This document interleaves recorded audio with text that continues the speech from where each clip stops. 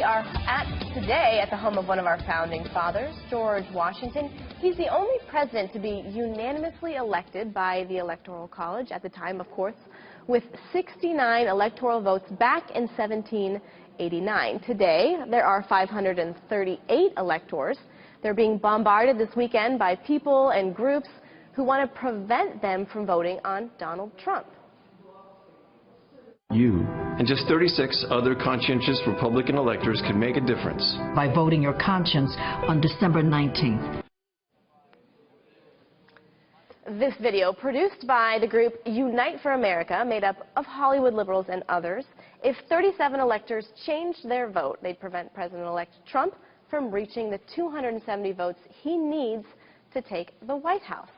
So here with more to break down all of the very nitty-gritty details, George Washington political science professor Lara Brown. Thank you so much for joining us. This is so interesting, and we could certainly talk to you basically the entire hour about the intricacies of the Electoral College, but of course we want to keep it brief, and I want to talk to you a little bit about that short commercial that we ran. We've seen this uproar of people saying, listen, we need to call in a number of electors to change their vote. But the fact of the matter is that we have seen this before when there has been a candidate who lost but did win the popular vote. But we haven't talked about it since 2000.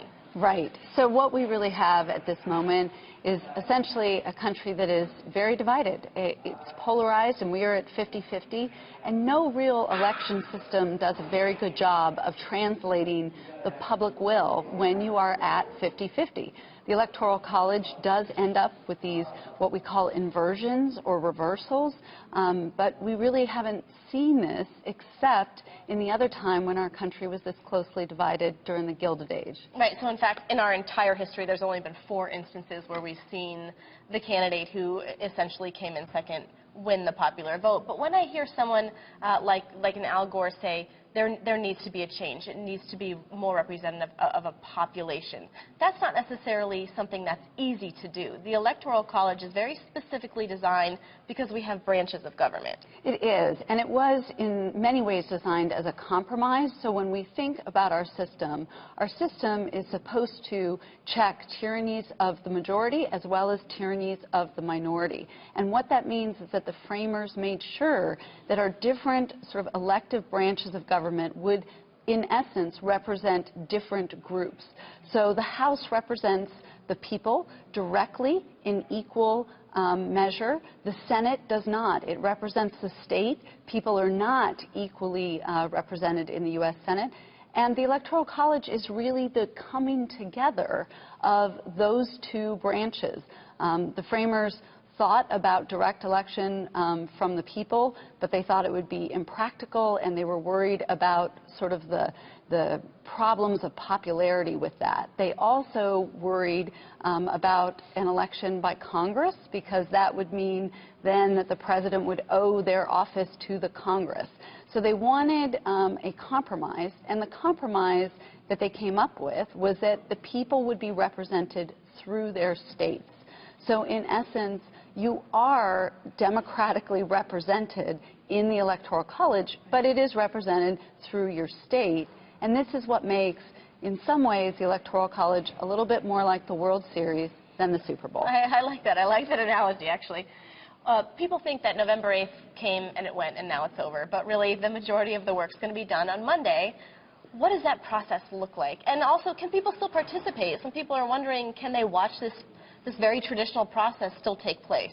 Yes, in the vast majority of states, this is a public viewing opportunity. It is often the case that the governors and the Secretary of States arrange for the electors to meet in the state capitol. It's typically done sometime between 9 a.m. and 3 p.m. local time. It's often at noon. And what really happens is the electors show up. They show up to a room in the state capitol, and they produce 2 documents that get sent to Washington.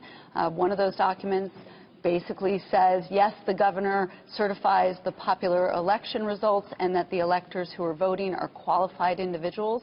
And then the electors themselves actually sign a ballot which says this is who we pledge our electoral votes to. Okay, so for example, in the state of Virginia, you can log on to the state website and you're able to witness the actual process take place. Absolutely, and it is a ticketed event, so it is open to the public. You just have to get tickets. My guess is you'd be sort of able to get them through your state legislature. Right. Well, thank you so much for explaining that to us. Of course, we'll see as Monday takes place. It's a very interesting process, and It thank is. you for explaining it. Thank you. Appreciate it.